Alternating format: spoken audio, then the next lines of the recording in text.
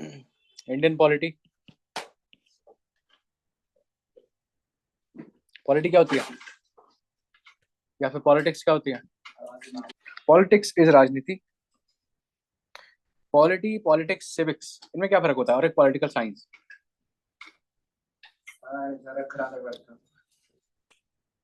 Polity, अगर तीन चार पीपल, मतलब ज्यादा, एक ग्रुप ऑफ पीपल है, वो क्या कर रहा है, गवर्नेंस से रिलेटेड आइडियाज बना रहा है, उन्हें इम्प्लीमेंट कर रहा है, उसको बोलते हैं पॉलिटिक्स। ठीक है। पॉलिटिक्स मतलब वो किस तरह इम्प्लीमेंट कर रहे हैं, राजनीति। ठीक है, मतलब क्या नीतियां अपना रहे हैं वो। Civics is related to citizenship, fundamental rights, fundamental articles, ये सबसे रिलेटेड है सिविक्स, जो हमने स्कूल में पढ़ी होगी, है ना, 10th में, सोशल साइंस में। और पॉलिटिकल साइंस मतलब पॉलिटिक्स की जब स्टडी करते हैं उसे बोलते हैं पॉलिटिकल साइंस, है ना। आ जानी चाहिए, ज्यादा ही होगी वैसे तो। ठीक है, ये हैं 4 डिफरेंट टॉपिक्स ऑफ पॉलिटी। अब हम करेंगे इंडियन पॉलिटी स्टार्ट। पॉलिटी, मान लो ग्रुप ऑफ पीपल है, वो आपस में मिलके क्या कर रहे हैं, कोई भी आइडिया को, रूल को इम्प्लीमेंट कर रहे हैं, मीन गवर्नेंस चला रहे हैं, उसे बोलते हैं पॉलिटी। पॉलिटिक्स में इम्प्लीमेंट कर रहे हैं राजनीति। ठीक है, पॉलिटिक्स इज राजनीति, पॉलिटी इज नॉट राजनीति। पॉलिटी में रूल बनाएंगे, पॉलिटिक्स में इम्प्लीमेंट करेंगे। ठीक है, बिकॉज वो क्या है, नीति है। राजनीति, नीति क्या होती है, काइंड ऑफ स्ट्रेटेजी, है ना, राज करने की नीति।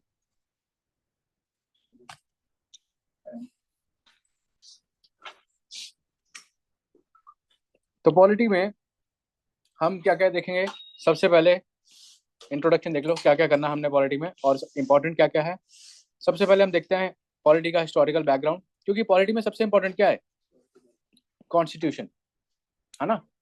हम देखेंगे कॉन्स्टिट्यूशन कैसे बना, ब्रिटिशर्स के टाइम से लेके फ्रॉम 1773 टू 1947, यहाँ से लेके यहाँ तक ब्रिटिशर्स के कौन कौन से एक्ट्स आए, and how are constituent assembly develop this constitution. ठीक है, on basis of which acts. फिर उसके बाद हम देखते हैं, सब सब सब पढ़ना है फ्रॉम 1773 टू 1947, जितने भी एक्ट्स आए हैं। ठीक है, फिर हम देखेंगे हमारे कॉन्स्टिट्यूशन में डिफरेंट पार्ट्स क्या क्या हैं, जैसे कि सबसे पहले प्रियम्बल, अपने कॉन्स्टिट्यूशन का इंडेक्स बोल सकते हैं या प्रीफेस बोल सकते हैं, जिसमें क्या लिखा है, सभी वैल्यूज, है ना, कि हमारे कॉन्स्टिट्यूशन में क्या क्या वैल्यूज हैं, क्या क्या वो शो करता है। फिर हम देखते हैं सेलिएंट फीचर्स ऑफ कॉन्स्टिट्यूशन, जैसे हमारे कॉन्स्टिट्यूशन में कौन कौन से फीचर्स है जो इंडिया को दर्शाते हैं, जैसे सिंगल सिटीजनशिप, है ना, इंडिपेंडेंट जुडिशरी, ये सब। बिल्कुल। फीचर्स, फीचर्स क्या होते हैं किसी भी चीज के? ठीक है, फिर उसके बाद देखते हैं,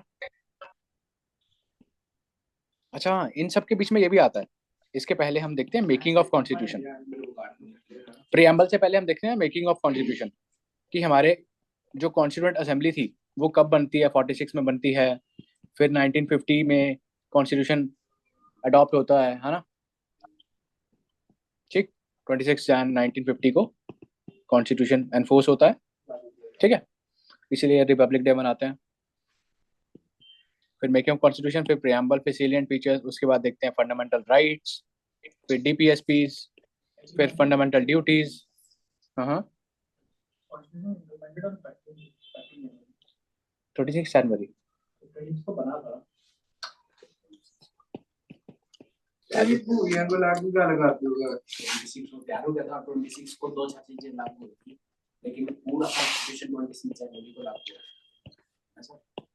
अडॉप्ट हुआ था 26 नवंबर 1949 को, लेकिन एनफोर्स हुआ था, इम्प्लीमेंट हुआ था 26 जनवरी 1950 को। That's why 26 January is celebrated as Republic Day. कौन सी? हाँ हाँ, कट ऑफ डेट यही है, पढ़ेंगे आप सिटीजनशिप चैप्टर में भी, वो भी आता है। नहीं नहीं, मैं एक ओवरव्यू दे रहा हूँ, स्टार्ट तो हम ट्यूसडे से करेंगे, बता रहा हूँ मैं कि क्या क्या चीजें हैं, कैसे करते हैं। आज बस थोड़ा बहुत ही देखेंगे, ठीक है, बेसिक्स ही देखेंगे आज, जो असली है वो ट्यूसडे से स्टार्ट होगा। ठीक है, याद रखना ये 2 डेट्स अलग अलग हैं। अच्छा, why 26 January was chosen? Also, earlier independence date was decided to क्योंकि पहले ना क्या क्या हुआ था ड्यूरिंग लाहौर सेशन, जब हमारा इंडिपेंडेंस मूवमेंट चल रहा था, फ्रीडम मूवमेंट चल रहा था, तो सभी नेहरू जी वगैरह ने क्या किया था, उन्होंने 26 जैन 1930 की डेट चूज करी थी कि इस दिन हम अपना इंडिपेंडेंट मूवमेंट बनाएंगे on the banks of Ravi. ठीक है, वहां पे इंडियन फ्लैग को अनफॉल करेंगे। ठीक है, इंडियन फ्लैग, इसलिए ये डेट खास थी, है ना, उनसे जुड़ी हुई थी उनको, मतलब मतलब हिस्टोरिकल बैकग्राउंड था इस डेट का, इसलिए ये डेट चूज करी उसके अडॉप्शन के लिए, मीन एनफोर्समेंट के लिए कॉन्स्टिट्यूशन के। ठीक, 26 जैन 1950। फिर हम करते हैं सिटीजनशिप, फिर राइट्स, फिर डीपीएसपी, फिर फंडामेंटल ड्यूटीज, और क्या क्या होता है। फिर उसके बाद देखते हैं हम यूनियन गवर्नमेंट। यूनियन गवर्नमेंट में डिफरेंट कंपोनेंट्स है, जैसे कि पहले प्रेसिडेंट, फिर पीएम, फिर काउंसिल ऑफ मिनिस्टर्स, सबसे इंपॉर्टेंट पार्लियामेंट। सबसे इंपॉर्टेंट चैप्टर पॉलिटी का है पार्लियामेंट, वो जुडिशरी में आता है। हाँ, सबका पढ़े, सब पढ़ेंगे सब, पार्लियामेंट। हाँ ठीक है, पार्लियामेंट करेंगे, और फिर उसके बाद स्टेट गवर्नमेंट आती है। अच्छा, वो भी आता है, वाइस प्रेसिडेंट भी तो है, प्रेसिडेंट एंड वाइस प्रेसिडेंट। इसके बाद सेम टू सेम जो प्रोविजंस मैक्सिमम यूनियन गवर्नमेंट के हैं, वैसे ही सेम टू सेम स्टेट के हैं, बस आपको या तो 89 प्लस करना है या 90 प्लस करना है। ठीक है, नंबर देखेंगे, ये भी ट्रिक होती है। जैसे सेंटर में प्रेसिडेंट है, स्टेट में गवर्नर होता है ना, सेंटर में पीएम और सी काउंसिल ऑफ मिनिस्टर्स हैं, सेम यहाँ पे सीएम और काउंसिल ऑफ मिनिस्टर्स होते हैं। वो अलग से है, वो बाद में पड़ता है। यूटीज में एलजीज और एडमिनिस्ट्रेटर्स होते हैं।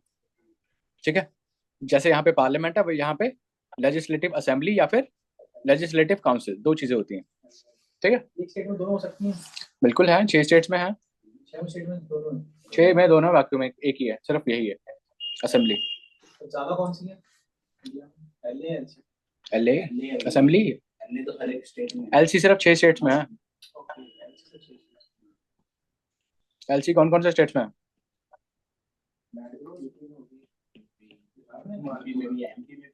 नहीं नहीं, आंध्र प्रदेश, ये पड़ोसी पड़ोसी हैं, यूपी बिहार आंध्र तेलंगाना महाराष्ट्र कर्नाटक। ठीक है, ये 6 हैं, इन 6 के पास एलसी है, लैंड क्रूजर बोल रहा हूँ, लेजिस्लेटिव काउंसिल, बाकियों के सभी के पास एलए है। ठीक है,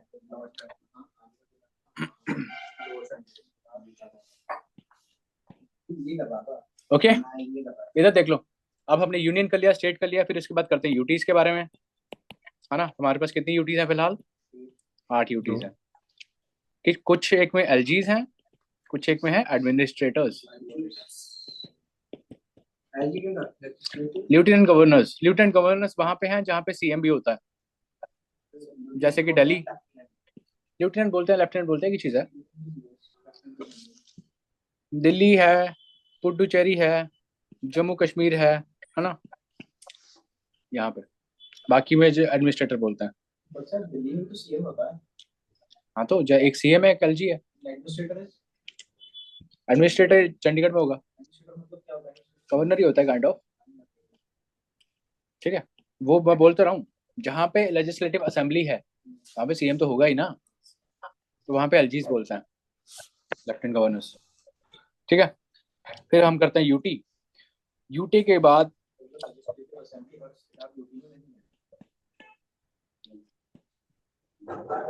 हाँ, हर में नहीं है, सिर्फ 3 में ही है। फिर हम पढ़ते हैं जुडिशरी के बारे में। जुडिशरी के बारे में हम स्टेप वाइज पढ़ते हैं। सबसे पहले कौन सी आती है?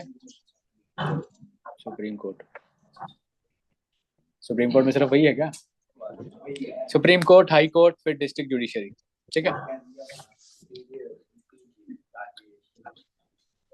ओके। फिर जुडिशरी के बाद क्या करेंगे? क्या करेंगे? पंचायत एंड म्युनिसिपैलिटीज करते हैं, इंपॉर्टेंट पार्ट है ये भी।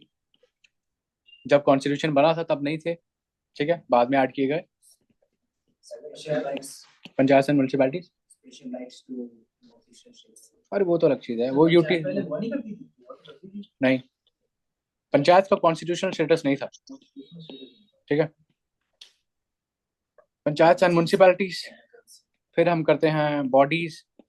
बॉडीज में constitutional bodies, non constitutional bodies, है ना, मतलब स्टैट्यूटरी, फिर एग्जीक्यूटिव बॉडीज, सब देखेंगे कौन कौन सी होती हैं, ठीक। लग जाएगा 1 महीना तो इजीली लग जाएगा।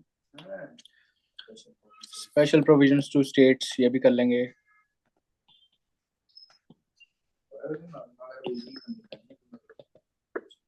बिल्कुल करनी पड़ेगी। हमारा भी सोचेगा नहीं, हाँ वो तो ऑफिशियल लैंग्वेज है, छोटे मोटे चैप्टर्स तो होते रहेंगे साथ साथ में।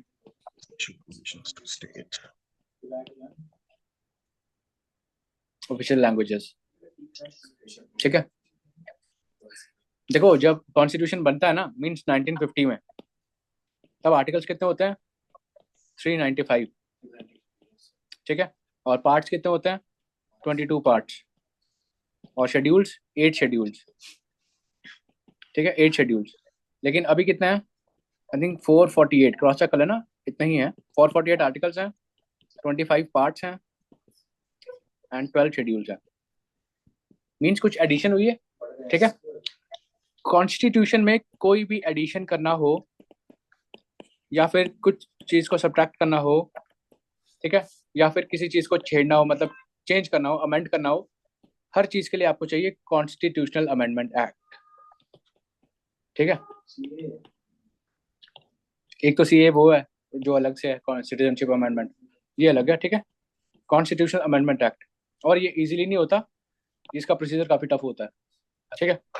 अमेंड क्या होता है? अमेंड मतलब चेंज करना किसी चीज को, ठीक। जैसे इन तीनों को, अगर इन तीनों कुछ भी करना हो, चाहे कोई चीज ऐड करनी है, चाहे कोई चीज हटानी है, चाहे कुछ अमेंड करना हो, तो ये चाहिए होता है। समझ में आ गया?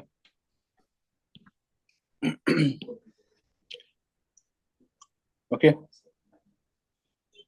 जैसे ये है ना, पहली बार जो अमेंडमेंट हुई थी उसे बोलते हैं first amendment, first constitution amendment act. फिर सेकंड, फिर थर्ड, सबसे इंपॉर्टेंट जो है वो है 42nd,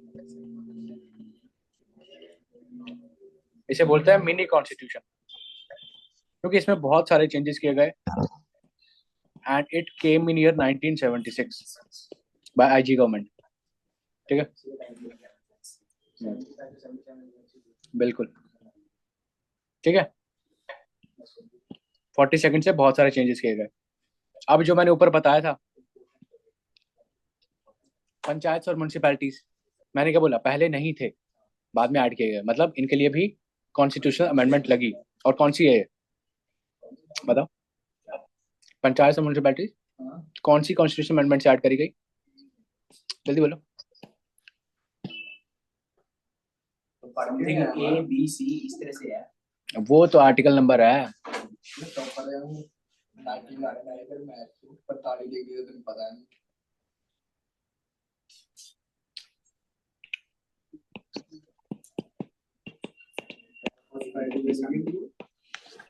ठीक है,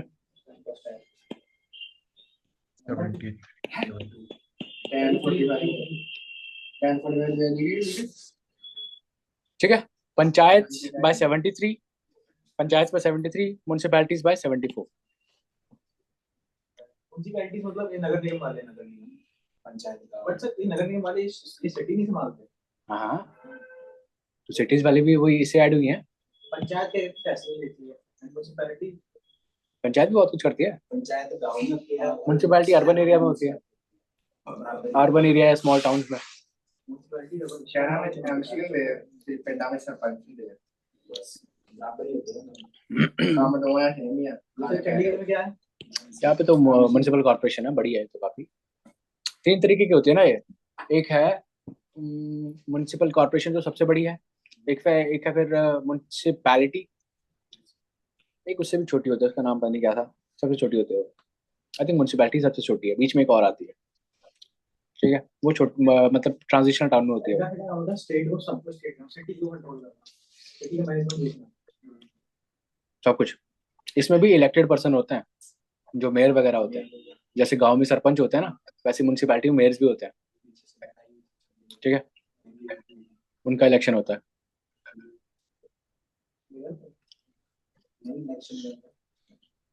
ठीक है, तो ये सब हम देखेंगे पॉलिटी में,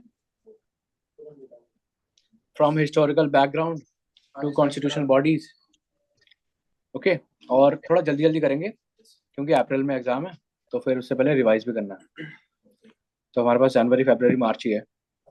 मार्च नाले तो कहने ना भी एक महीना लगना जनवरी। हाँ, तो मार्च तो पूरा रिविजन में जाएगा ना, जान और फेब में खत्म करना पड़ेगा, ठीक है, तो जान में ये खत्म करना पड़ेगा। बस अब बात ये है कि जो डाउट्स बहुत सारे होता है, पहली बार क्वालिटी तो वो आपको देखना पड़ेगा, कर लेंगे। जज पॉलिटी में समझ आ जाएगा, वैसे इतना कुछ डाउटफुल है नहीं, इकोनॉमी की तरह नहीं है, ये ना आर्टिकल याद रखिए, इकोनॉमी की तरह टेक्निकल नहीं है, इसमें समझ आ जाएगा, ठीक है। थोड़ा कंसेप्चुअल ज्यादा है, ये थोड़ा ठीक है, ये स्टार्टिंग ही है, इसमें बस रटने वाला काम ही है, आपको समझना ही है।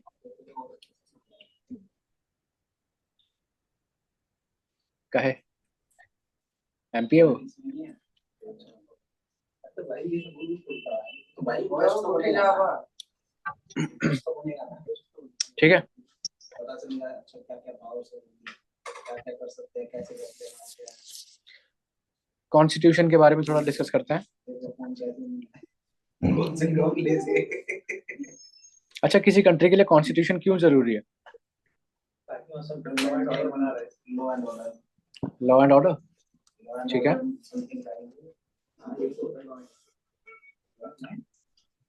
और गवर्नमेंट भी थोड़ा कंटेन रहे, है ना, अगर कॉन्स्टिट्यूशन नहीं होगा तो government can use it's dictatorship powers, democracy maintain रहे, है ना, क्योंकि संविधान ही है जो किसी कंट्री को गाइड करता है, गवर्नमेंट को बताता है, जुडिशरी को बताता है कि कैसे चलना है। मतलब जो कंट्रीज में डिक्टेटरशिप आ जाती है वो फिर रुकती कैसे है, मतलब या तो टॉपर हो जाएगी गवर्नमेंट, लोग प्रोटेस्ट करेंगे बहुत ज्यादा। चल रहा है अभी, इसी का कोई अवॉइड इसको कोई जैसे यूएन वगैरह इसको यूएन कुछ नहीं कर पाएगा, इसी का कुछ और नहीं यूएन सिर्फ बाहर बैठे बैठा बात ही कर पाएगा, लेकिन ग्राउंड लेवल पे कुछ नहीं हो सकता। वहां पे अल्टीमेटली क्या होगा, लोग इतना रिबेलियन कर देंगे कि गवर्नमेंट को ही उखाड़ देंगे। है, तो कॉन्स्टिट्यूशन मतलब वायलेशन ऑफ लॉ भी तो है, हाँ बिल्कुल है। तो ये कैसे चल रहा है, तो लॉ नेशन क्यों नहीं कर पाए कि आप क्यों करेगा, ऐसे नहीं कर सकते ना, उनका इंटरनल मैटर है, ऐसे तो यूएसए हर कंट्री में घुस जाएगा। मला तरी पॅन त्याला तोडता यूएन सिर्फ एक व्हाइट एलिफेंट है, वो कुछ नहीं करेगा, कुछ नहीं कर सकता, वो सिर्फ बाहर बैठे बैठे रेजोल्यूशन पास करेगा कि हाँ भाई रुक जाओ, बस बोलेगा ही वो, है ना। न्यूजीलैंड में क्या चल रहा है? अच्छा, मैंने पढ़ा ही नहीं। ओके, ऐसे होता है, यूएन कुछ नहीं करता। माओरी ट्राइब, अच्छा वही जो हाका करते हैं, हाका करते हैं वो जो हर गेम के पहले, ठीक है सही है।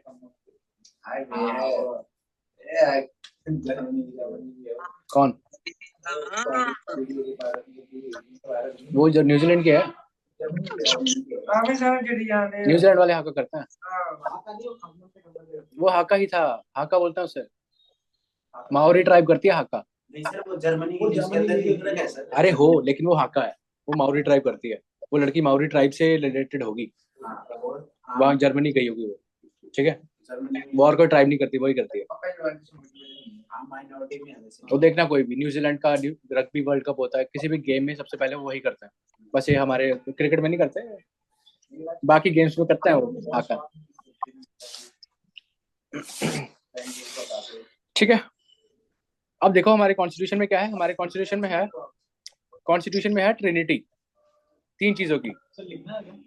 नहीं देखते, आज सिर्फ देखो, लिखना नहीं है। इधर है legislative, legislative, legislature, executive and judiciary. Legislature क्या होता है? सर जो लॉज बनाते हैं, जो लॉ बनाते हैं। हमारी कंट्री में कौन कौन लॉ बनाता है? पार्लियामेंट। Right right. बना सकता है लेकिन इन स्पेशल केसेस, ऑर्डिनेंस वगैरह। लेकिन ऑर्डिनेंस को बाद में पास होना पड़ता है पार्लियामेंट से। लेजिस्लेटिव असेंबली स्टेट्स की, वो भी लॉज बनाती हैं, ठीक है, बट सिर्फ वो स्टेट में लागू रहेगा और कहीं नहीं लगता, ठीक है। एग्जीक्यूटिव में कौन कौन आता है? एग्जीक्यूटिव में कौन कौन आ सकता है? एग्जीक्यूटिव का मतलब क्या है? एग्जीक्यूट करना, ठीक है, लॉज को एग्जीक्यूट करना। इसमें कौन कौन आता है? President, PM, council of ministers, similarly state में सीएम, है ना, स्टेट के काउंसिल ऑफ मिनिस्टर्स। अब देखो क्या है, पुलिस क्यों है यार? नहीं नहीं नहीं, बिल्कुल नहीं, वो नहीं आती। वो एग्जीक्यूट नहीं करते, वो सिर्फ जो एग्जीक्यूट हो चुका उसे लागू करते हैं, उन्हें प्रोटेक्ट करते हैं। देखो एग्जीक्यूटिव भी, तो एग्जीक्यूट मतलब लॉ को एग्जीक्यूट करना, ठीक है। तो पुलिस का काम एग्जीक्यूट करना नहीं है लॉ, उनका बस वही जो लिखा हुआ है बस वही करना उन्हें। आईएएस एग्जीक्यूटिव, आईएएस करता है पॉलिसीज इंप्लीमेंट, एग्जीक्यूटिव जो ऑर्डर पास कर सके उसके कहते हैं लॉ इंप्लीमेंट कर सके। कमिश्नर चाहे तो सिटी में कर सकता है कुछ भी, वैसी पॉलिसीज नहीं कर सकते जो आईएएस कर सकते हैं। वो जो पॉलिसीज ऑलरेडी है ना उसको इंप्लीमेंट करती है। IAS can change the policy. बिल्कुल। देखो जो प्रेसिडेंट है, पीएम है, सीएम है, ये क्या होते हैं? ये होता है टेम्पररी एग्जीक्यूटिव, ठीक है। 5 साल रहेंगे, क्या कई बार तो 5 साल भी नहीं रहते, अगली बार चेंज हो जाएंगे। लेकिन जो ब्यूरोक्रेट्स हैं, ब्यूरोक्रेट्स, ठीक है, ये क्या है? ये है परमानेंट एग्जीक्यूटिव। एक बार जॉब लग गई, कोई आईएएस बन गया तो वो ऐसा नहीं कि 5 साल बाद निकल जाएगा, ये परमानेंट होता है, ठीक है। ये है परमानेंट एग्जीक्यूटिव। फिर भी है तो परमानेंट ही है भाई। मतलब जो 21 साल में लग गया आईएएस तो 35 साल की सर्विस में भी ये सीएम कितने आ जाएंगे? 5-6 सीएम को देख लेगा वो, परमानेंट है भाई, ठीक है। ओके, तो ये 2 तरह के एग्जीक्यूटिव होते हैं। जो हमारा प्रेसिडेंट है वो इंडिया का फर्स्ट पर्सन है, फर्स्ट पर्सन नहीं, सेकंड इज वाइस। यस, मैंने कहीं क्वेश्चन पढ़ा था कि किसी में पूछा था कि फर्स्ट लेडी कौन है, मतलब अभी तो फिलहाल अपनी प्रेसिडेंट वुमेन है ना, तो फर्स्ट लेडी कौन होगी? या तो फिर लाइक प्रेसिडेंट की वाइफ होते हैं मतलब नॉर्मली, तो अभी प्रेसिडेंट ही लेडी है तो वही होंगी ना। तो फिर वो फर्स्ट सिटीजन नहीं होंगे? भी है तो लेडी है, फर्स्ट सिटीजन कम लेडी।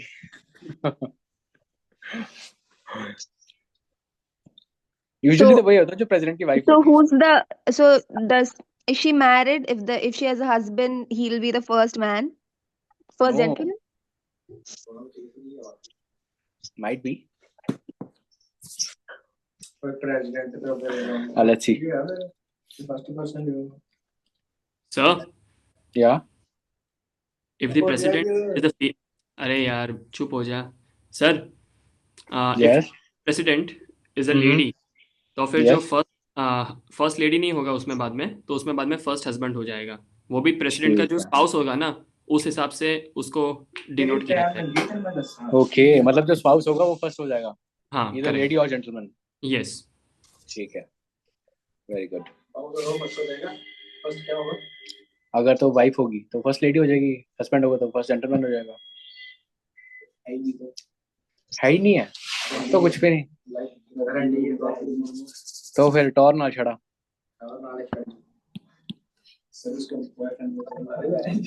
पागल है यार, तू क्या कर रहा है? ठीक है, तो ये है एग्जीक्यूटिव, टेम्पररी एंड परमानेंट। अब जुडिशरी, जुडिशरी हमारी इंडिपेंडेंट है, ठीक है, जो हमारा कॉन्स्टिट्यूशन है ना, उसने जुडिशरी को अलग से पावर्स दे रखी हैं, गवर्नमेंट उसे हिला नहीं सकती। जैसे टॉप पे क्या आता है, सुप्रीम कोर्ट, फिर हाई कोर्ट, फिर कॉन्स्टिट्यूशन जुडिशरी को पावर देता है कि वो इंडिपेंडेंट रहे, गवर्नमेंट उसके काम में दखल ना अड़ाए। जो एडजुकेट करते हैं, एडजुडिकेट, ठीक है। Supreme court, high court, district judiciary, ठीक।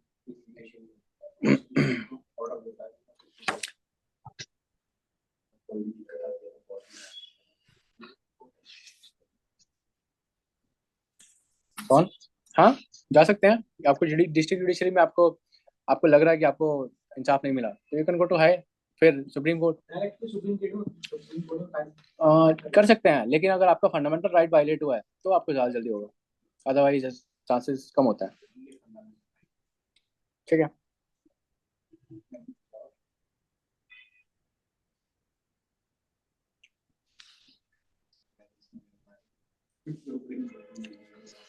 ठीक है, हाँ बिल्कुल, रेट्स आ जाती हैं। ये डिस्ट्रिक्ट जुडिशरी ये भी दो तरह की होती है, एक होता है सिविल, एक होता है सेशन। सुना ये? इधर देख लो, डिस्ट्रिक्ट जुडिशरी जो हमारे डिस्ट्रिक्ट कोर्ट्स होते हैं, वहां पे भी दो कोर्ट होता है, एक सिविल कोर्ट, एक सेशन कोर्ट। वो अलग से यार, उसको तो ऐसे फालतू का बना रखा है, ठीक है। सेशन कोर्ट होता है क्रिमिनल ऑफेंसेस के लिए, ये होता है सिविल ऑफेंसेस के लिए, ठीक है। सिविल कोई भी आपने मतलब टैक्स से गड़बड़ कर दी, कुछ भी ऐसा सिविल ऑफेंस कर दिया आपने, हाँ तो क्राइम ही है ना, तभी उसके लिए अलग वो है, उसके अलग प्रोविजंस होते हैं। मर्डर्स, रेप्स, आप कुछ भी ऐसा कुछ।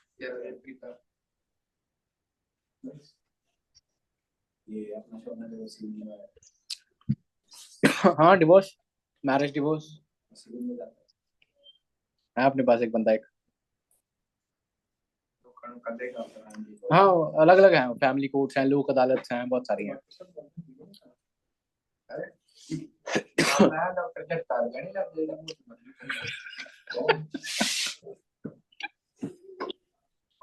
ठीक है, तो ये है हमारी ट्रिनिटी ऑफ कॉन्स्टिट्यूशन। ट्रिनिटी, और ट्रिनिटी क्या था? ट्रिनिटी वर्ड सुना हुआ है? सुना हुआ है? जिसने ओपनहाइमर देखी होगी उसने सुना होगा।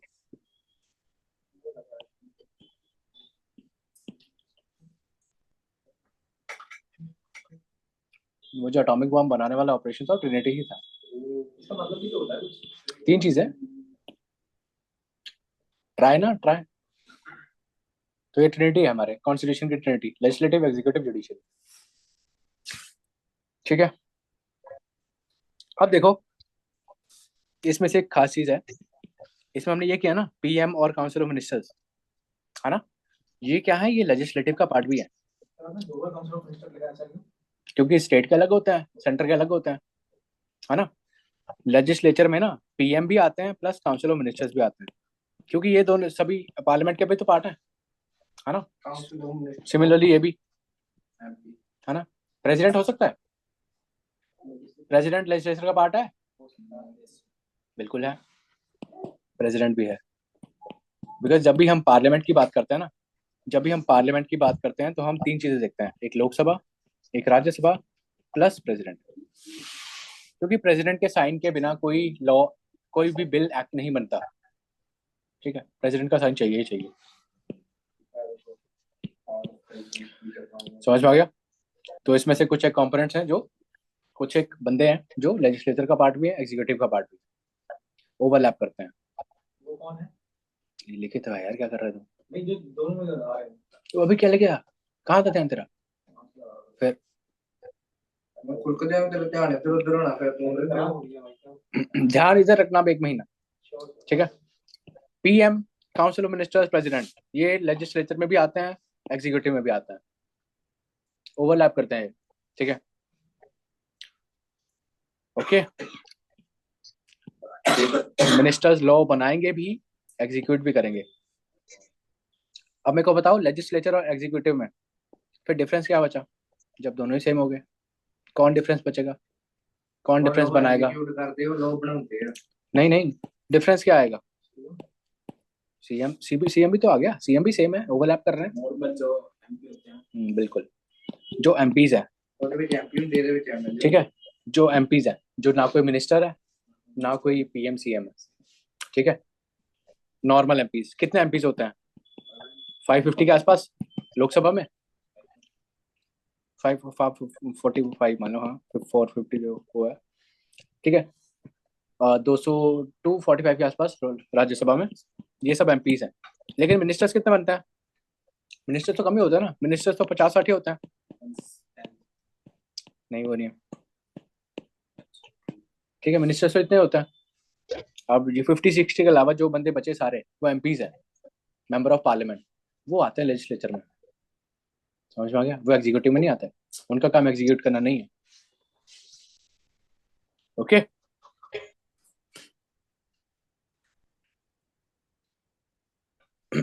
और मैंने 3 बॉडीज आपको बताई दी थी कॉन्स्टिट्यूशन में। 3 तरह की बॉडीज, कॉन्स्टिट्यूशन में नहीं, वैसे 3 तरह की बॉडीज होती हैं, कॉन्स्टिट्यूशनल, स्टैट्यूटरी एंड एग्जीक्यूटिव। मैंने बता दिया था डिफरेंस और एग्जांपल भी बता दी थी, ठीक। हाँ, एक ना इमरजेंसी होती है हमारी कंट्री में, 3 तरह की इमरजेंसीज होती हैं हमारी कंट्री में। 3 तरह की इमरजेंसीज लग सकती हैं। एक होती है नेशनल इमरजेंसी, जो 3 बार लग चुकी है। कब कब? पहली 62, दूसरी 65, 65 की 71, 71 होगा, फिर 75 वाली 3 बार, ठीक है। ये जो 65 वाली है ना, वो 62 वाली ही कंटिन्यू रहती है, क्योंकि 62 में चाइना वॉर होती है, 65 में पाकिस्तान वॉर होती है, तो तब तक 62 वाली ही चल रही होती है, ठीक। तो अलग से लाने की जरूरत नहीं है। वैसे चल तो ये भी रही होती है, 71 75 तक चल रही होती है, बट क्योंकि जो 75 थी, it was on the basis of internal disturbance, इसलिए ये अलग से लानी पड़ी। हाँ हाँ, ये भी नेशनल थी, ये भी नेशनल, ये भी नेशनल। उसी तरह होती है स्टेट इमरजेंसी, जिसे एक और नाम से जानते हैं, प्रेसिडेंट रूल, ठीक है। यहाँ पे क्या होता है, जो स्टेट होती है उसकी असेंबली को ठप कर दिया जाता है और वहां पे प्रेसिडेंट का रूल होगा, सेंटर रूल करती है डायरेक्टली, ओके। एंड लास्ट में फाइनेंशियल इमरजेंसी, ये इंडिया में आज तक कभी नहीं लगी, 0 टाइम्स, ठीक है। मौका आया था 1990s में, बट वो टल गया, अभी तक ऐसा फिर दोबारा कोई सिचुएशन आई नहीं ऐसी, ठीक है। नेशनल इमरजेंसी का आर्टिकल है 352, इसका है 356, इसका 360। वो फेलियर ऑफ कॉन्स्टिट्यूशन नहीं, अगर सेंटर की डायरेक्शन, वो यही है, लेकिन उसका जो प्रोसेस है, मतलब प्रोसेस तो सेम है, उसका जो पर्पज है वो अलग है। 365 में क्या लिखा हुआ है कि अगर स्टेट फेल करती है to comply with directions of centre, ठीक है, मतलब जो सेंटर बोल रही है, अगर वो उसने फॉलो नहीं किया तो प्रेसिडेंट रूल लग सकता है, ठीक है। और 356 में है, ये है कि अगर वो कॉन्स्टिट्यूशन के हिसाब से नहीं चल रही, ठीक है, होती रहती है। आई थिंक मैक्सिमम टाइम जो प्रेसिडेंट रूल है वो कहाँ पे लगा है, मणिपुर या JNK, इन दोनों में से कोई एक है, मणिपुर या JNK में से किसी एक में सबसे ज्यादा लगी है। मैक्सिमम जम्मू तक है, और जो कश्मीर, रिसेंटली है ना 370 जम्मू एंड कश्मीर 370, 370, 370 और टोटल बाद घट गई पहला बड़ी गल ठीक है, समझ में आ गया पॉलिटी में क्या क्या है, कैसे कैसे होगा। डॉक्टर का अच्छा बताओ, फादर ऑफ कॉन्स्टिट्यूशन किसे बोलते हैं? फादर ऑफ कॉन्स्टिट्यूशन कौन है? B R Ambedkar. ठीक है, भीमराव अम्बेडकर, डॉक्टर भीमराव अम्बेडकर।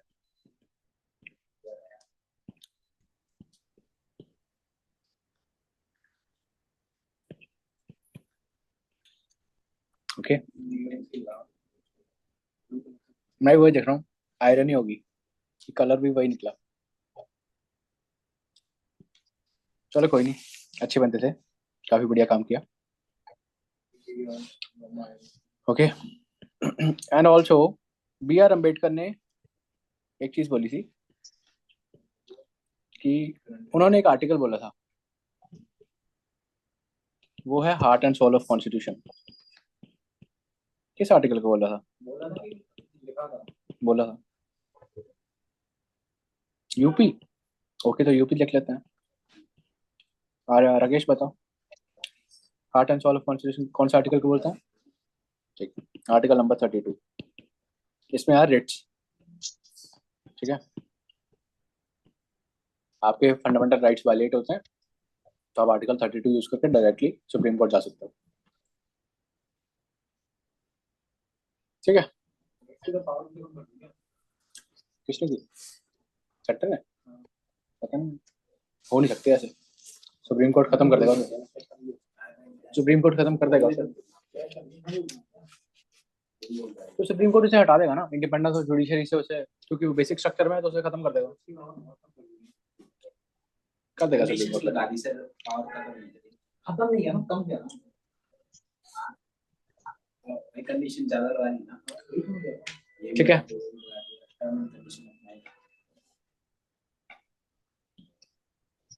अब आपने सुना हमारे कॉन्स्टिट्यूशन में राइट्स होते हैं, है ना? स्पेसिफिकली रेट्स की बात हुई है। रिट्स की बात हुई है, 5 रिट्स हैं, देखेंगे कौन कौन सी होती हैं। हमारे कॉन्स्टिट्यूशन में एक बात करी गई है पॉलिटिकल डेमोक्रेसी की, एक बात करी गई है सोशियो इकोनॉमिक डेमोक्रेसी की।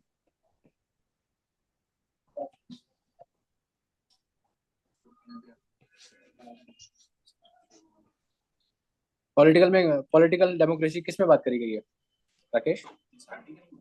नहीं, कौन सा ऐसा कंपोनेंट है कॉन्स्टिट्यूशन में जो पॉलिटिकल डेमोक्रेसी की बात करता है?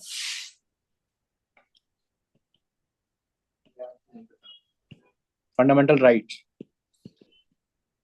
मौलिक अधिकार, जो आपके मौलिक अधिकार है ना, फंडामेंटल राइट्स है, वो आप बात करते हैं पॉलिटिकल डेमोक्रेसी की। वही जो हमारे डीपीएसपीज हैं, means directive principles of state policies, ये बात करते हैं सोशियो इकोनॉमिक डेमोक्रेसी की, वेलफेयर की बात करते हैं, सोसाइटी की बात करते हैं। ठीक है, राइट्स मिलते हैं सिटीजन्स को, कुछ नॉन फॉरेनर्स को भी मिलता है। ठीक है, बट जो डीपीएसपीज हैं ये है स्टेट के लिए डायरेक्शंस, स्टेट को डायरेक्शंस है ये कि आपको ऐसे काम करना है। स्टेट मतलब government, state government, central government. अगर किसी भी गवर्नमेंट को कोई भी पॉलिसी बनानी है ना, तो उसे डीपीएसपी को ध्यान में रखना पड़ेगा। है सुप्रीम कोर्ट का कॉन्स्टिट्यूशन, सुप्रीम कोर्ट का कॉन्स्टिट्यूशन ध्यान में रखना पड़ता है वैसे। हाँ बोल सकते हो, इसमें ज्यादा ना वेलफेयर की बातें करी हुई है। ठीक है, तो कोई भी पॉलिसी बनानी है तो गवर्नमेंट को डीपीएसपी ध्यान में रखना पड़ता है। ठीक, हाँ बिल्कुल। अगर आपको लगता है कि गवर्नमेंट डीपीएसपी की तरह काम नहीं कर रही तो आप कोर्ट में नहीं जा सकते, इसलिए बोलते हैं not enforceable in courts. But अगर राइट्स वायलेट होते हैं तो आप जा सकते हैं। नहीं, पॉलिसी मतलब पॉलिसी बनाते थे इसमें वो जैसे एनवायरनमेंट को, अभी केन बेट वार पे चल रहा है, एनवायरनमेंट को नहीं रखते थे ज्यादा, काम से में रहता है, मतलब ऐसे वायलेशन हो रहा है। देखो डीपीएसपी का मोटिव क्या था ना, डीपीएसपी को उन्होंने लीगली एनफोर्सेबल क्यों नहीं बनाया? क्यों नहीं बनाया? क्योंकि जब हमारा कॉन्स्टिट्यूशन बना था ना 50 में, तो जो हमारी गवर्नमेंट थी वो थी बहुत पुअर फिजिकल कैपेसिटी थी उसकी, है ना? वो इतना सब कुछ इम्प्लीमेंट नहीं कर सकती थी। अगर मान लो लीगली एनफोर्सेबल कर देते तो हमेशा केसेस ही होते रहते गवर्नमेंट के खिलाफ कि गवर्नमेंट ने ये नहीं किया, वो नहीं किया, है ना, गवर्नमेंट ने एजुकेशन नहीं प्रोवाइड करी, हेल्थ नहीं प्रोवाइड कर रही अच्छी। ठीक।